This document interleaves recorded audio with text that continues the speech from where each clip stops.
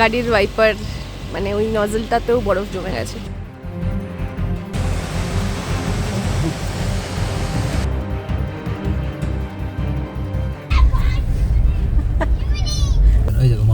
এই জন্যই বলে জিমনিকে মাউন্টেন। গাড়িতে গঙ্গোত্রীতে আরও একটা হিল ড্রাইভ। আজ আমরা স্টার্ট করছি ধারালি থেকে, আর আমাদের ফাইনাল ডেস্টিনেশন চোপতা। 302 কিলোমিটারের জার্নি, গুগল বলছে 10.5 ঘন্টা লাগবে। তোমরা থাকছো আমাদের সঙ্গে, তাহলে চলো একদম সময় নষ্ট না করে বেরিয়ে পড়ি। বনেটে বরফ, বাঁদরের লেজে আগুন, গাড়োয়ালি বিয়ে, পাখির চোখে উত্তরকাশী, আর রাতের অন্ধকারে চোপতা। একটা লম্বা পাহাড়ি ড্রাইভে যখন একই দিনে এত কিছু একসঙ্গে ঘটে, তখন দিনটা স্পেশাল হয়ে যায় বইকি। হ্যালো বন্ধুরা, আশা করি ভালো আছো। জিমনিতে উত্তরাখণ্ড রোড ট্রিপে গঙ্গোত্রী সার্কিট ছেড়ে এবার আমাদের গন্তব্য গাড়োয়ালের একদম অন্য দিক, কেদার আর বদ্রী সার্কিটের মধ্যিখানে থাকা চোপতা। এই পর্বে তোমাদের জন্য নিয়ে এসেছি ধারালি থেকে চোপতার সেই ছবির মতো জার্নি। তবে তার আগে আশাই করিনি দিনের শুরুটাই এত নাটকীয় হবে। এখন বাজে সকাল 6:45। এখনো সানরাইজ হয়নি। এদিকে আকাশে চাঁদ আছে, খুব একটা এখান থেকে দেখা যাচ্ছে না, তবে চাঁদ আছে। এইটা আমাদের গাড়ির রুফ। কাল রাতে এখানে বরফ পড়তে শুরু করেছে, বরফ জমতে শুরু করেছে। আমরা বেসিক্যালি ভোর 5টায় উঠেছি, জল পাচ্ছিলাম না, পাইপের জলগুলো বরফ হয়ে গেছে ওরা বলেছিলেন। কিন্তু এইভাবে যে গাড়িতে বরফ হয়ে যাবে আর এখনই হয়ে যাবে, সেটা আমরা সত্যি বলতে কি ভাবতে পারিনি। জিমনির জন্য এটা হচ্ছে প্রথম অভিজ্ঞতা, নতুন অভিজ্ঞতা। গাড়ির বনেটের এই অবস্থা। আমার ওপাশের মিররটা দেখো, এদিকে ডান দিকে প্রদীপ্তর আমার ওয়ারভিএমটা, মানে ড্রাইভার সাইড ওয়ারভিএমটা দেখো, কাঁচটা দেখো, ড্রাইভার সাইডের কাঁচটা কি বোঝা যাচ্ছে? বোঝা যাচ্ছে যেটা সেটা সবচেয়ে কঠিন পরিস্থিতি। পেট্রোল গাড়ি যেহেতু স্টার্ট তো হয়ে গেছে ইগনিশন, কিন্তু এই কাঁচের এখন বরফের আমি কি করব সেটাই ভাবছি। মানে হিটার ফুল ব্লো চালিয়েও বুঝতে পারছি না কতক্ষণে কি হবে। এই দাদাদের একবার জিজ্ঞেস করি ওরা কি করে। তো বাস গরম পানি সে আচ্ছা ইতনা হি वाइपर भी चलाना फिर हल्का। हाँ हाँ हाँ ठीक है, वाइपर चलाना। हाँ हाँ ওয়াইপার চালিয়ে দে। সামান্যই জল বেঁচেছিল, আধ বালতিও নয়। জল নেই এখানে, বরফ হয়ে গেছে সব। যাচ্ছি আমি, এই যে সাদা সাদাগুলো, এগুলো সব বরফ। হ্যাঁ, মানে এটা কিছুই নয়, আজ এখানে প্রথম শুরু হলো বরফ পড়া। এবারে চলবে, সেটা আমরা পেলাম না, আমরা চলে যাচ্ছি আজকেই। কিন্তু এই যে হলুদ আভা সাদার উপর ঠিকরে বেরোচ্ছে, একটু দেখি যদি জুম করা যায়। এই যে হলুদ আভা সাদার ওপর ঠিকরে বেরোচ্ছে। প্রদীপ্ত বলছে বাঁদরের লেজে আগুন লাগলে বিষয়টা যেরকম হয় এটা সেরকম।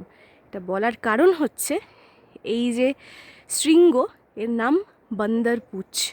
সকালবেলা ধারালি থেকে এই শোভা দেখে আমরা আমাদের জার্নি শুরু করছি।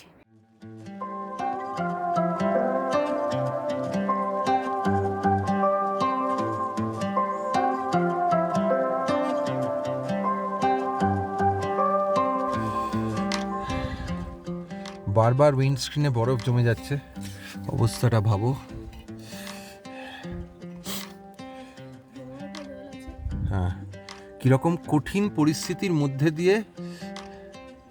হ্যাঁ হ্যাঁ হ্যাঁ, এই সাইডটা, এদিকটা। হ্যাঁ হ্যাঁ হ্যাঁ হ্যাঁ হ্যাঁ হ্যাঁ হ্যাঁ হ্যাঁ, মাঝে মাঝে আবার লাগতে পারে। হ্যাঁ হ্যাঁ হ্যাঁ, তুই ওটাকে এখন আমাদের বাঁচার রাস্তা হিসেবে রাখ খানিকক্ষণ। হ্যাঁ, দরকার নেই এখন, ওটা গরম জল থাক যেমন আছে থাক, কিচ্ছু করতে হবে না। এত সকালবেলা এখন আর কিছু পাওয়াও মুশকিল, আর কোনো অপশানও নেই। চলো আগে দুগ্গা বলে রওনা দিই। পিক তো খুলছে কিন্তু দেখবো, দেখাবো না, এই ব্যবস্থা করবো। হাতে না কোনো ফিলিং নেই, মানে হাতটা জাস্ট কালকে একরকম ছিল আর আজকে আর কিছু ফিলই করছি না। লাস্ট যে টেম্পারেচারটা, মানে নেটওয়ার্ক থাকলে তো টেম্পারেচার রেকর্ড করতে পারছে স্মার্ট ওয়াচ বা ফোন, তাতে লাস্ট শো করছিল -5।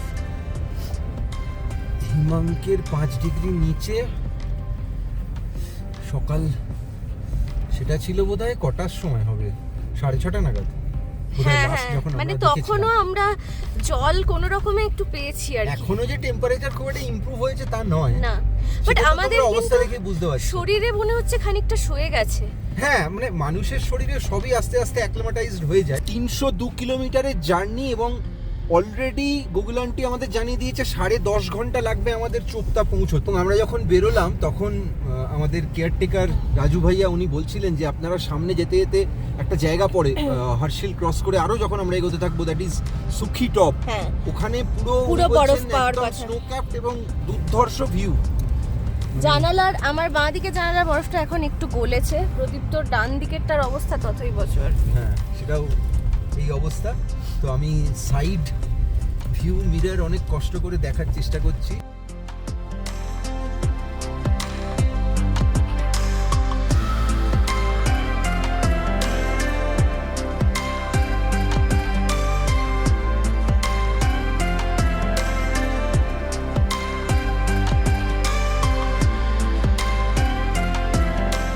ফাইনালি আমরা গাড়িতে হিটার চালিয়ে যাচ্ছি। প্রদীপ্তরও হাত জমে যাচ্ছে, স্টিয়ারিং এর ভাবে মুশকিল, তো ওই চাপ নিয়ে লাভ নেই। সবে সকাল ডিসকমফর্ট নিয়ে হিল ড্রাইভ একদমই করা যায় না।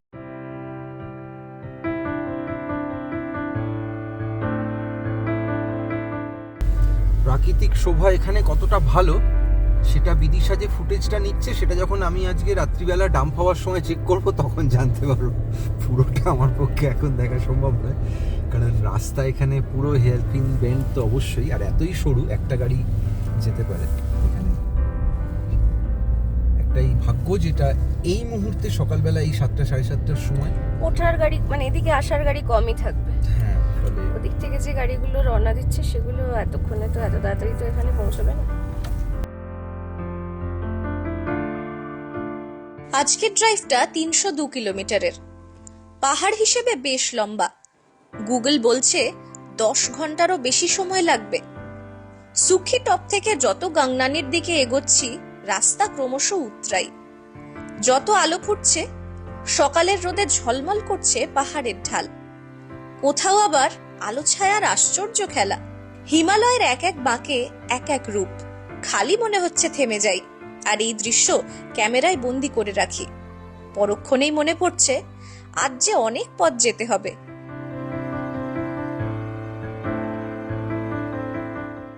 এমন রাস্তায় এত অনায়াসে চলে বলেই জিমনির ডাক নাম মাউন্টেন গোট। তবে আজ সত্যিই দেখা হয়ে গেল মাউন্টেন গোটের সঙ্গে। মাউন্টেন গোট এবং ওই যে মাউন্টেন গোট, এই হচ্ছে মাউন্টেন গোট। ওই দেখো নীলের মধ্যে মার্কেট করে দেখো মাউন্টেন গোট, ওটা বলবে এক্ষুনি, ওই উঠছে উঠছে উঠছে।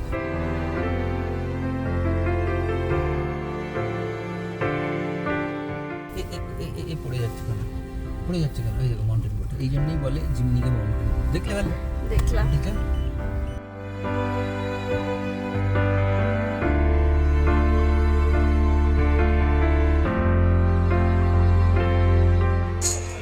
ঠিক 9টা বাজে, 9:01। অ্যাকচুয়ালি আমাদের প্ল্যান ছিল উত্তরকাশী পৌঁছে ব্রেকফাস্ট খাওয়া। ওই যে সকালে দেরিটা হলো। তো আমরা নামতে নামতে এই জায়গাটায় দাঁড়িয়ে গেছি, এটার নাম হচ্ছে ভাটওয়ারি। তো এখানেই জাস্ট সামোসা, হয়তো একটু লোকাল মিষ্টি টেস্ট করে দেখবো, আর চা খেতে হবে। চা খাবো। মানে আমি কতটা সিঙ্গারা বিরোধী ও জানে, বাট এত ঠান্ডা আর এটা ভাজতে দেখে আমারই মনে হলো আমি এই গরম জিনিসটাই খাবো।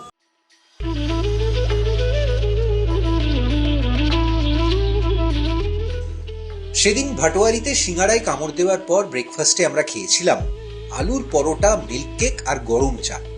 তারপর আবার শুরু হলো মানেরের দিকে জার্নি। এরকম রোদ আমরা গঙ্গোত্রী ড্রাইভের দিনও পেয়েছিলাম।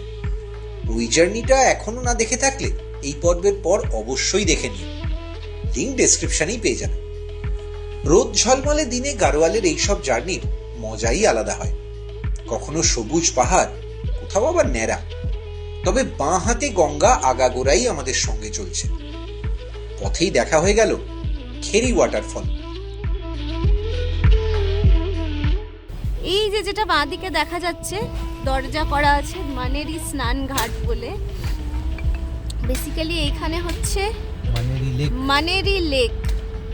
অদ্ভুত সুন্দর। ও আচ্ছা, সামনে যেহেতু একটা হাইডেল পাওয়ার প্রজেক্ট আছে তাই জলটা এখানে আটকেছে আর কি, রিজার্ভার টাইপের, সেটাকেই বলছে। জায়গাটার নাম মানেরি আর লেকটার নামও তাই মানেরি লেক। এখানে জিএমভিএন আছে। হ্যাঁ, জিএমভিএন আছে। অবশ্যই তুই সামনে একবার দেখা। যদি তোমরা হাতে সময় নিয়ে গাড়োয়ালে আসো এবং গঙ্গোত্রী প্ল্যান করো, এখানেও কিন্তু একটা নাইট থাকা যায়, থাকতে পারো, রাখতে পারো। মানে ভিউটা জাস্ট অসাধারণ। মানে আমরা তো আজ ওই দিকে চলে যাচ্ছি, না থাকলে আমরা যদি উত্তরকাশীর দিকেই ঘোরাফেরা করতাম তাহলে এটাও একটা স্পট হতে পারতো। হ্যাঁ, একদমই তাই, একদমই তাই।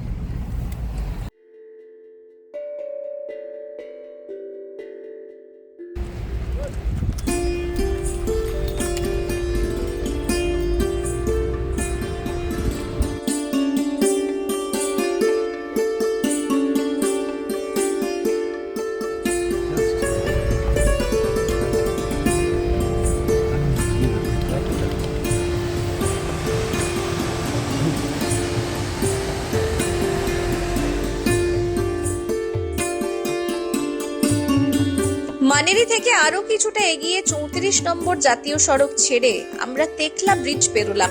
এখন আমরা এগোচ্ছি লম্বগাঁও শ্রীনগরের রাস্তা ধরে।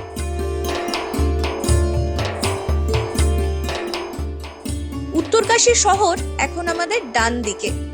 এখানেও কিন্তু কাশীর মতোই বিশ্বনাথের মন্দির আছে। একটু এগোতেই পড়লো দারুণ একটা ভিউ পয়েন্ট।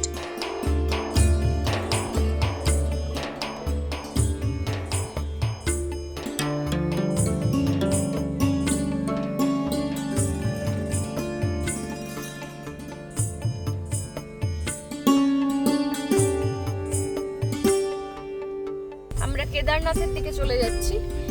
হারাসু, ঋষিকেশ, দেরাদুন এদিকে, সব এদিকে। মানে এই রাস্তা ধরে গেলে আবার সোজা ঋষিকেশ পৌঁছে যাওয়া যায়। হ্যাঁ, এই যে বোর্ডটাতে আরো দেওয়া আছে। আমরা যাচ্ছি শ্রীনগর, কেদারনাথ সব এদিকে। এই শ্রীনগর হচ্ছে উত্তরাখণ্ডের শ্রীনগর। এখান থেকে এই যে দূরে দেখতে পাচ্ছ, এটা হচ্ছে পুরো উত্তরকাশী শহরটা। অসম্ভব সুন্দর লাগছে। আর একটু ক্লোজ দেখাচ্ছি তোমাদের। এই হচ্ছে উত্তরকাশী শহর।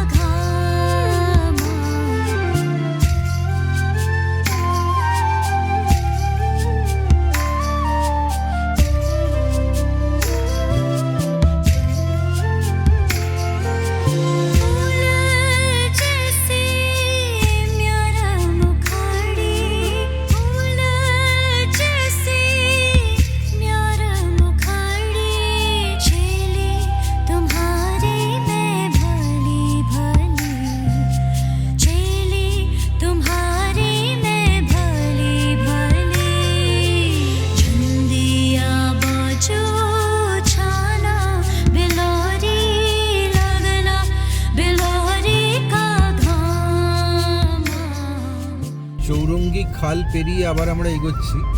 বেসিক্যালি আমরা পাহাড়ের ধারটা চেঞ্জ করলাম। এতক্ষণ বিদিশার দিকে পাহাড় আর আমার দিকটায় ডান দিকে খাদ ছিল, এখন ব্যাপারটা উল্টো হয়ে গেল। এখন বিদিশার দিকে পুরোটা খাদ আর পাহাড়, ডান দিকে পাহাড়। ভালো সানলাইট আসছে, ঝকঝকে ওয়েদার আজকে। 11:16 বাজে, কাঁচ জাস্ট নামালেই হাত ফাত জমে যাওয়ার মতো। তো সারাদিনই এরকমই থাকবে। এই থাকবে, বোঝা যাচ্ছে।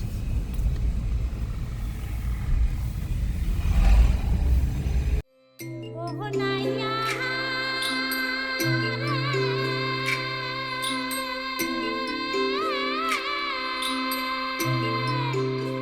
উত্তরকাশী থেকে লামগাঁওয়ের মধ্যে একটা বিশাল অংশ জুড়ে মুখেম রেঞ্জ। পাহাড়ি পথ চলেছে জঙ্গলের ভেতর দিয়ে। আজ বিয়ের তিথি, রাস্তাতেই চোখে পড়লো গাড়োয়ালি বরযাত্রী। পাহাড়ে বেশিরভাগ জায়গাতেই বিয়ের আসর বসে সকালে।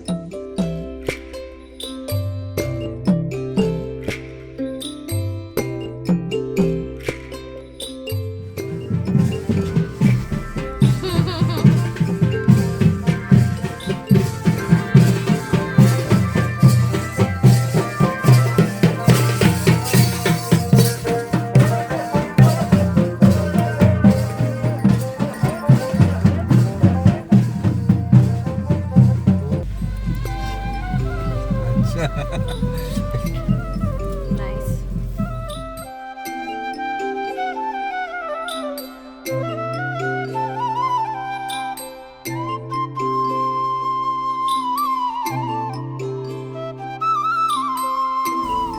বিয়ে বাড়ির ঘোড়া ওয়েট করছে। সামনে দেখে নাও, এখানে সামনে খাওয়া দাওয়া শুরু হয়ে গেছে। খাওয়া দাওয়া শুরু হয়ে গেছে, এখন নাস্তা টাইম, সব রেডি হয়ে ওয়েট করছে। মানে আজ এখানে পরপর বিয়ে আছে, আর আজকে এখানে ওয়েদারও খুব ভালো হয়ে আছে। মানে আজ যারা বিয়ে করতে যাচ্ছে তাদের কোনো অসুবিধা হবে না। আচ্ছা, এরা গাড়িতে করে বিয়ে করতে যাবে। না, এসে গেছে, ও এখানে চলে বিয়ের এসেছে। অনুষ্ঠান চলছে। আচ্ছা, এসে তার মানে। খাওয়া হচ্ছে। আচ্ছা, ঘোড়া ওখানে পার্ক করা আছে। ওকে ওকে।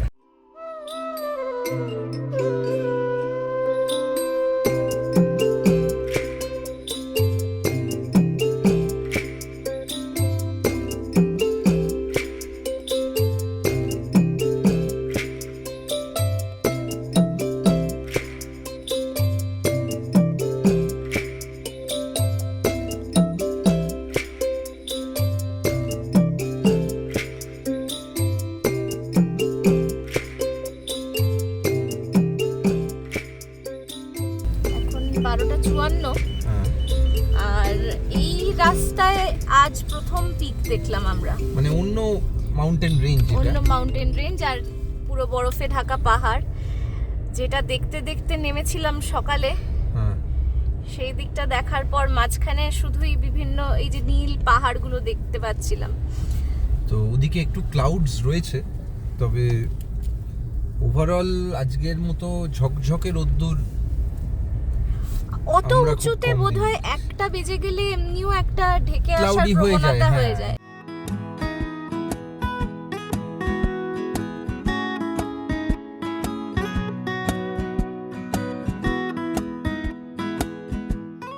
তো সব মিলিয়ে 302 কিলোমিটারের মধ্যে 152 কিলোমিটার আমরা পেরিয়ে গেছি। এখনো 150 কিলোমিটার বাকি, আর ঘড়ি বলছে 1:20। আর একটু আগেই আমরা যে জায়গাটা পেরোলাম সেটাকে একটা খুব ব্লাইন্ড টার্ন ছিল, সেটাকে বলে চাঙ্গোরা মোড়, চাঙ্গোরা বেন্ড।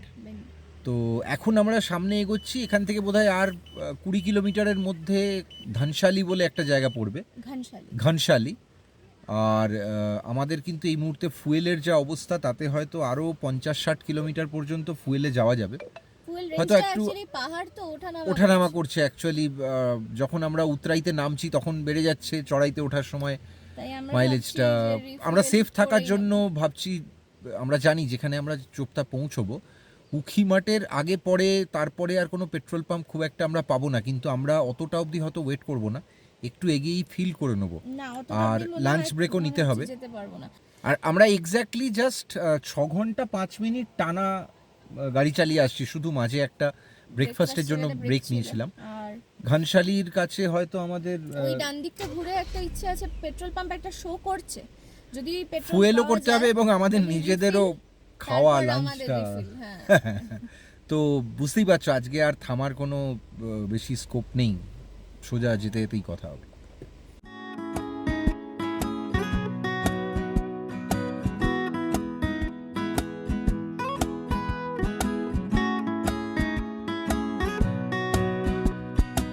भैया आगे चल के पेट्रोल पंप मिलेगा? कितना किलोमीटर? 3 किलोमीटर। Thank you. তার ম্যাপ ঠিকই দেখাচ্ছে।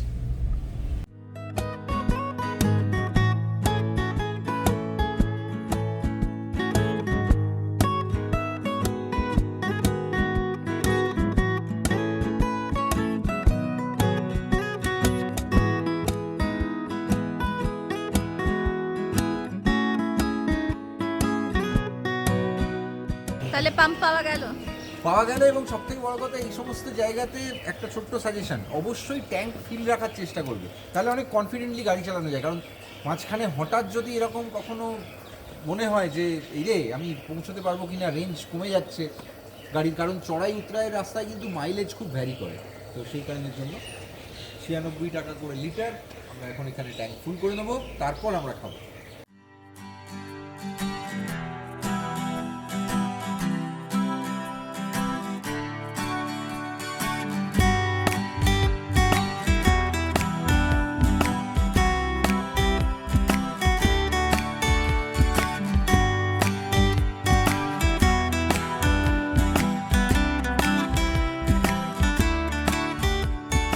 তো এই হচ্ছে ঘনশালি, মানে আমরা চামিয়ালাতে ফুয়েল ফিল করে নিলাম গাড়িতে, তারপরে আমরা এই রাস্তা দিয়ে এসেছি এবং আমরা চলে যাব এই দিকটায়। এদিকেই হচ্ছে রুদ্রপ্রয়াগ, চোপতা, পরপর আমরা এগোতে থাকবো শ্রীনগরও এদিকে।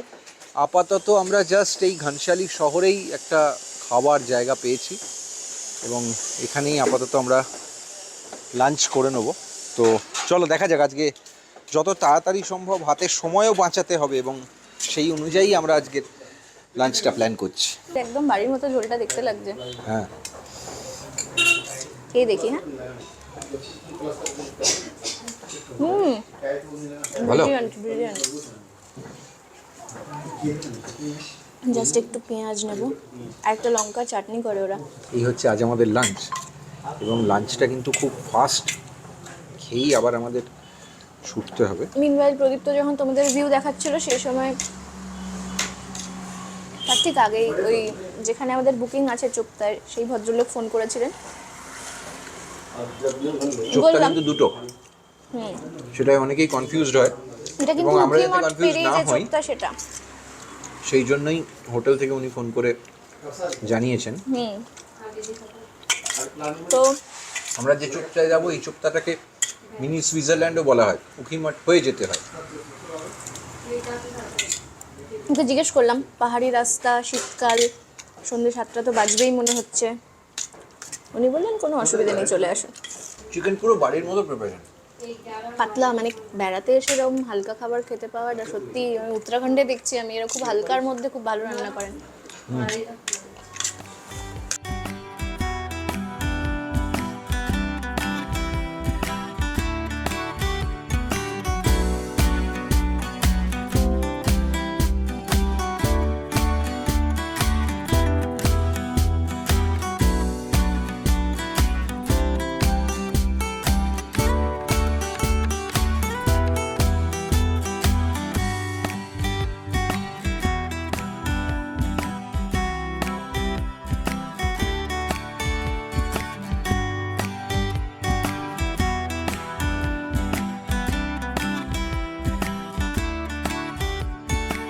আর 102 কিলোমিটার বাকি, এখন বাজে 3:59।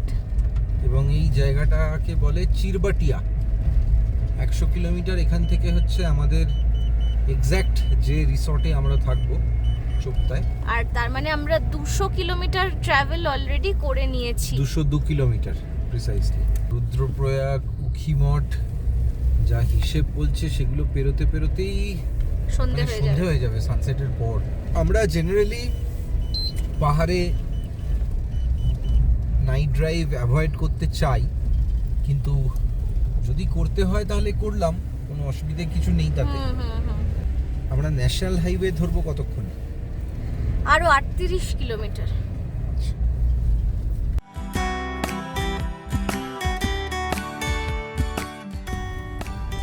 বল পড়ে গেছে।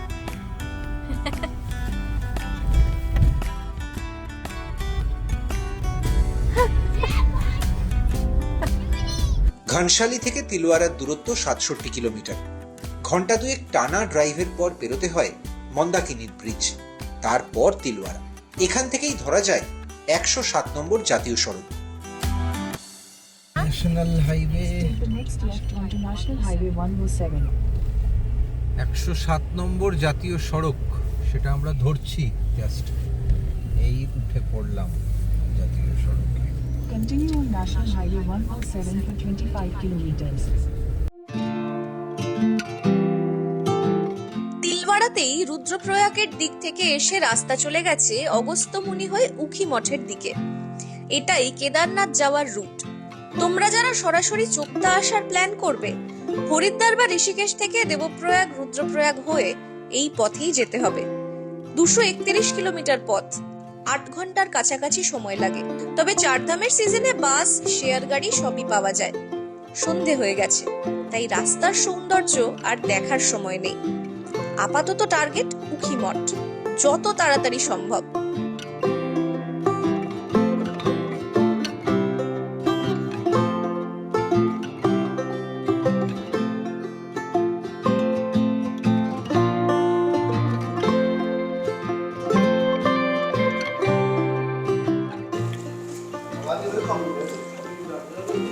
উখি মঠের চা কিরকম?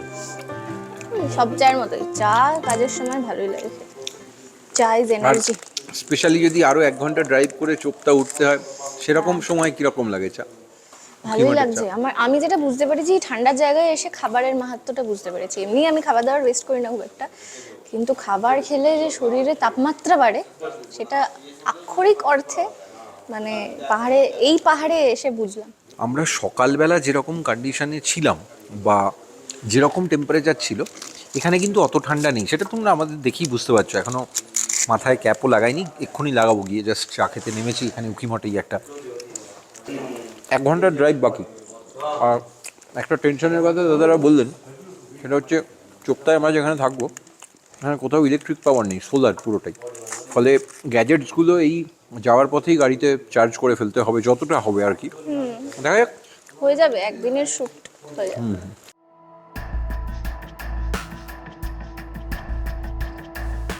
উখিমঠ থেকে চোপতা শেষ 30 কিলোমিটারের রাস্তা কিছুটা ভাঙা। পথেই পড়ে শাড়িগ্রাম, যেখান থেকে ট্রেক করা যায় দেউরিয়া তালে। সেই সন্ধ্যের জার্নিটা আমরা পেরিয়েছিলাম জিমনির হেডলাইটের ভরসায়। চোপতায় আমাদের হোটেল তোমাদের দেখাবো, তবে পরের পর্বে তোমাদের জন্য নিয়ে আসবো তুঙ্গনাথের ট্রেক, সঙ্গে জীবনের প্রথম তুষারপাতের অভিজ্ঞতা। সঙ্গে থেকো। এখনো চ্যানেলটা সাবস্ক্রাইব করনি? এইরকম আরো জার্নির ভিডিওর জন্য এখনই সাবস্ক্রাইব করে ফেলো। আমাদের সব পর্বের টাটকা নোটিফিকেশন পেতে পাশের ঘন্টাটা বাজিয়ে অল নোটিফিকেশনটাও এনেবল করে দিও। এই পর্ব নিয়ে কোনো প্রশ্ন থাকলে কমেন্টে লিখো। স্ক্রিনে দেওয়া নম্বরেও যোগাযোগ করতে পারো। ইনস্টাগ্রাম আর ফেসবুকেও রেকর্ডিং মোডকে লাইক ফলো করতে ভুলো না। আবার দেখা হবে খুব তাড়াতাড়ি।